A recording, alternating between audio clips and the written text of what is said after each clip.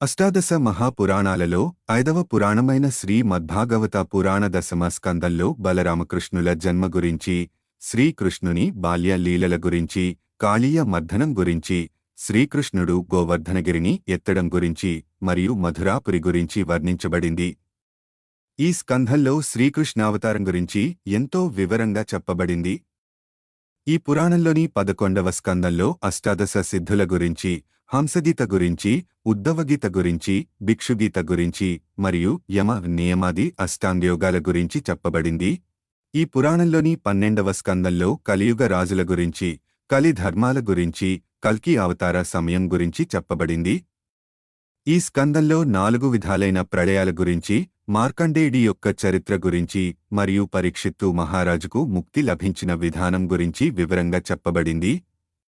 శ్రీమద్భాగవత పురాణంలో సర్వ వేదాంతసారం ఉందని పండితులు భావిస్తారు. ఇలాంటి మరిన్ని వీడియోల కోసం మా ఛానల్ను సబ్స్క్రైబ్ చేసుకోండి.